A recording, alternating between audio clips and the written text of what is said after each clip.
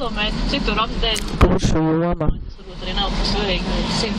900 kilometri un aptuveni vidū arī atrodas šī robeža. Tā nekad to daļu, kas šobrīd pieder Lietuvai, to daļu, kas ir Krievijas anklāvs. Jā. Un interesanti ir tas, ka patiesībā šī daļa, uz kur mēs šobrīd dodamies un kur mēs izkāpsim ārā, viņa pieder nevis Nēringai.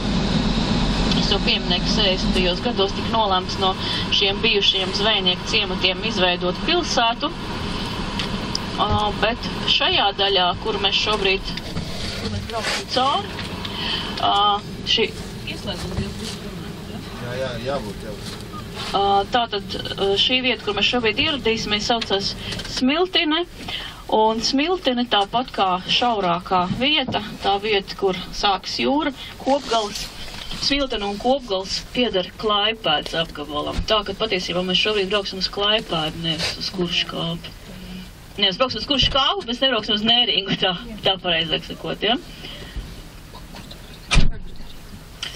Tas pieder Klaipēdai, tā es to piedomāju. Smiltene un Kopgalis ir Klaipēdā, tā es to piedomāju.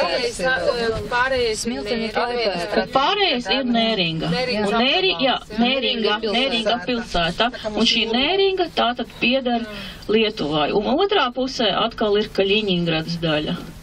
Kas apvieno Nēringu, apvieno mazos. Gan Nēringa ir tas pilsētas nosaukums. Tā kā mums Jūrmāla. Tāpat kā mums Jūrmāla, jā. Jūrmāla mums tika veidot arī no 14 maziem ciematiņiem, un šos visus mazos ciematiņus Dzintars Majors apvienoja vienu nosaukumu Jūrmāla, un šeit ir tieši tā pati sistēma, jā. Ka te viņi tādi sakoncentrēt vairāk ar ciematu. Ir arī meža daļa. Jā, nav tā. Praktiski ir mežs, tāds tradicionāli, tā kā mēs caur Jūrmālas ciematiem tālākiem braucam. Idejas nav tā. Tā pilsēta.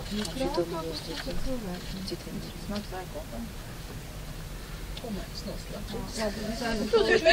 Nē, jau neesmu. Vajadzēs atradīsim. Viss jau var apskatīties internetā.